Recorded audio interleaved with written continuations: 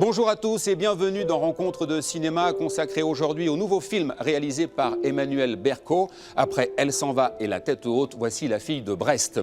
L'histoire vraie d'une pneumologue du CHU de Brest, Irène Frachon, qui a révélé le fameux scandale du Mediator, un médicament qui dans un premier temps servait à combattre le diabète, puis a été utilisé comme coupe-faim et dont les effets secondaires ont provoqué la mort de centaines de personnes, des décès dus à des complications cardiovasculaires.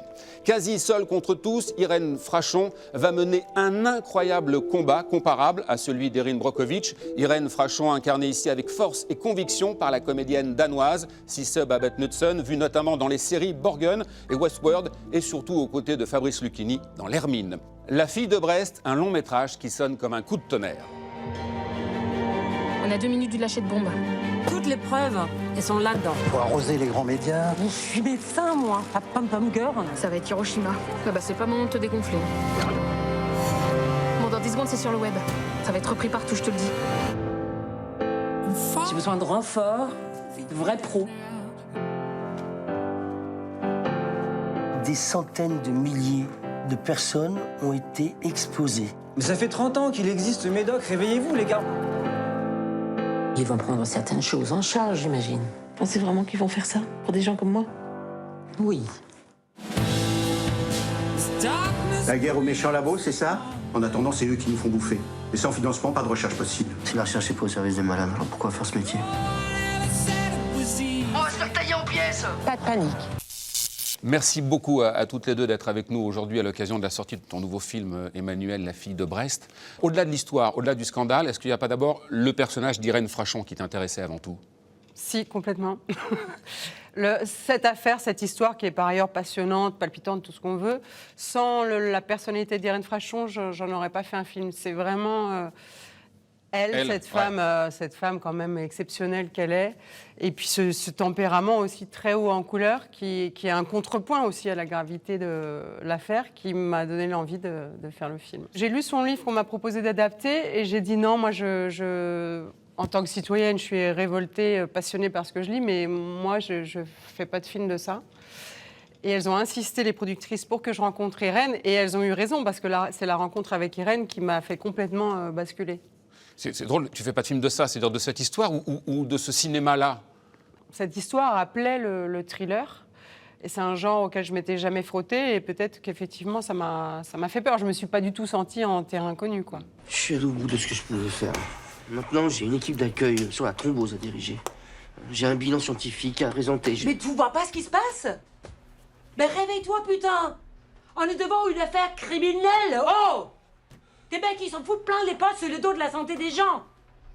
Si le système est pourri, c'est bien à nous, médecins, de nous battre pour que ça change. Tu roules pour qui? Pour tous les salauds. Vous avez eu peur aussi quand Emmanuel vous a proposé le film? Peur, oui. Par l'ampleur justement du sujet, par l'ampleur du personnage d'Irène Frachon?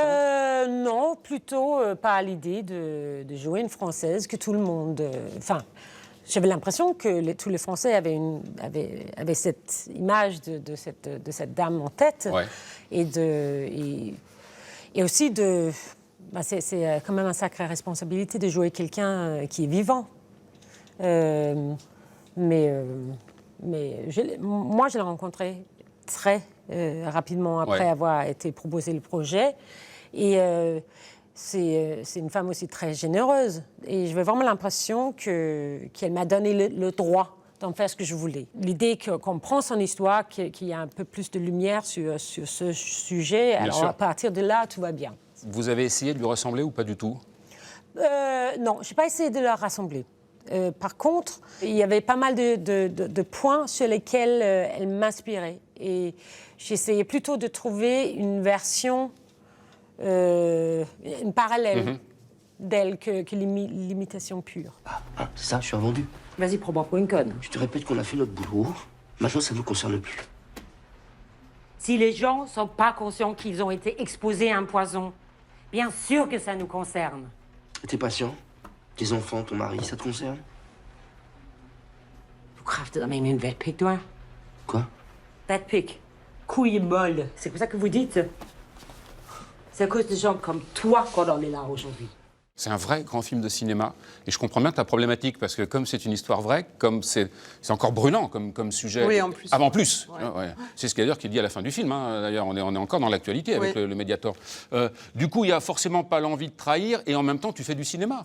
Dans sa façon de raconter son histoire, Irène, elle parle beaucoup du fait qu'elle avait l'impression d'être dans un film, que la réalité dépassait la fiction, qu'elle se pinçait le matin en se disant mais c'est pas possible ce que je suis en train de vivre, c'est trop dingue, je suis dans un thriller, je suis dans un polar, qu'est-ce qui se passe, je vais me réveiller. Et je me suis dit, comme je voulais vraiment faire son portrait et surtout raconter cette histoire complètement de son point de vue, que le spectateur puisse être avec elle de bout en bout, raconter cette histoire sous forme de thriller, c'était finalement rendre complètement justice à la façon dont elle l'avait vécue, puisque c'est comme ça, elle, qu'elle l'a ressenti. Et ça permettait évidemment à moi de faire du cinéma. Et ça change de travailler justement avec une comédienne étrange. Ouais, ça change tout. Il n'y a rien qui est pareil.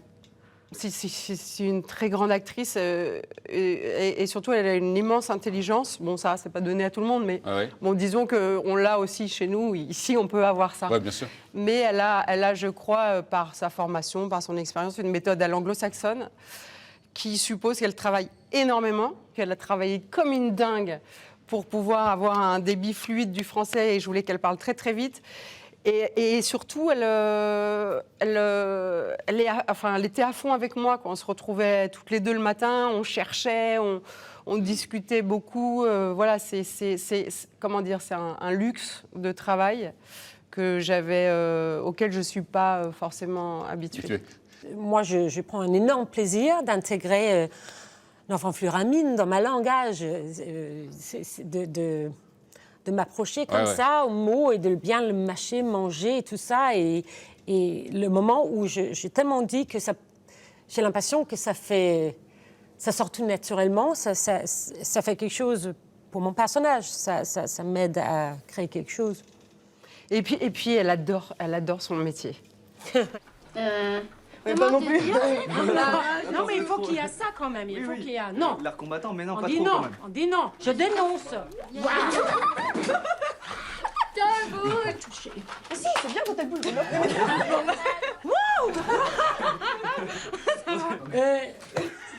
Non mais mets-toi mieux. Moi j'aime bien. Non, t'es trop mignonne. Ça va comme ça? Là, ça fait chaton, là. Oh, vous êtes con. Sérieusement, maman, s'il te plaît. Voilà. Voilà, c'est Ça doit être bien, celle-là. Parce que le film est grave, parce que le sujet est dramatique, parce qu'il s'agit de mort et d'un scandale effroyable. Et je trouve que vous désamorcez très souvent ces scènes-là par de l'humour, par une petite pirouette. Je ne sais pas si c'est vous, si c'est l'être humain ou la comédienne, je ne sais pas, voilà, mais si vous amenez ça, mais je trouve que ça sert beaucoup le film. C'est déjà dans l'écriture. Oui, voilà. Il y a des... en le lisant, j'ai beaucoup rigolé. Parce qu'il y a de l'humour. Oui, moi je trouve. Tout est écrit avec l'humour et avec énormément de... Moi, je dirais l'humanité. C'est écrit vraiment comme une vraie personnage avec beaucoup d'angles.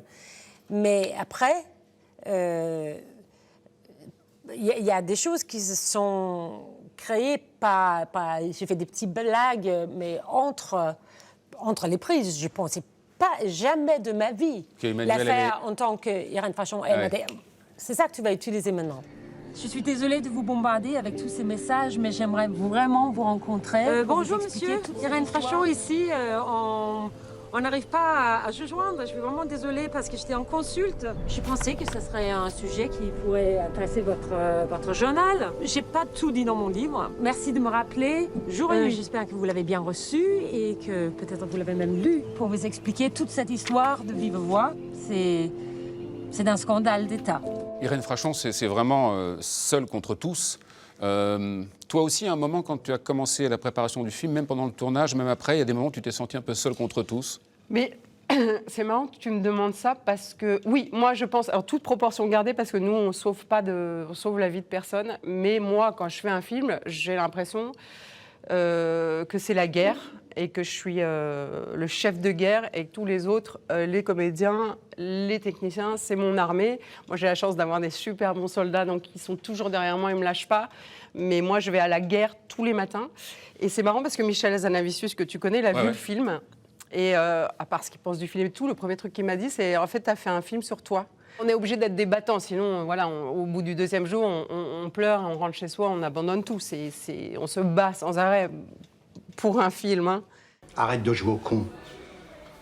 Tu crois sérieusement qu'une petite unité comme la nôtre a les reins pour jeter un pavé pareil dans la mare?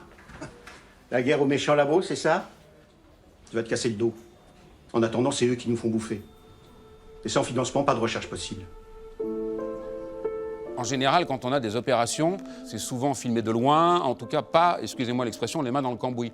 C'était nécessaire, là encore pour la véracité du propos, de filmer ces scènes d'opération comme si tu étais alors vraiment au milieu d'eux.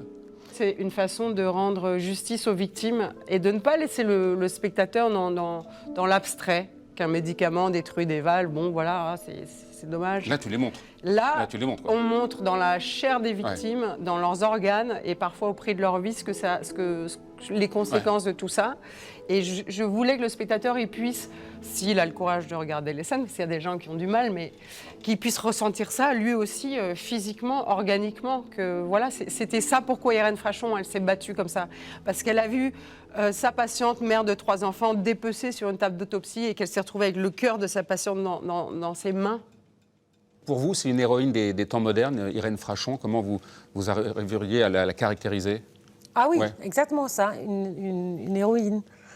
J'ai vu Elle s'en va avant de rencontrer Emmanuel et je voyais un portrait d'une femme extraordinaire. Le fait que c'est 2 portraits de femmes et que ce sont des femmes extrêmement vigoureuses et solaires, qui n'ont pas les mêmes préoccupations, hein. Mais c'est 2 portraits de belles femmes. Merci beaucoup à toutes les deux. Merci. Merci. Merci. J'arrête, c'est fini. J'ai pas les épaules. Je n'en peux plus. Tu reviendras jamais complètement si t'as pas été au bout. J'ai peur. Il n'y a pas de vrai combat sans peur. Tous les vrais résistants ont eu peur. Qu'est-ce que tu crois?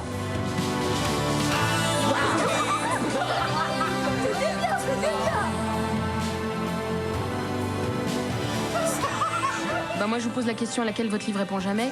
Combien de morts?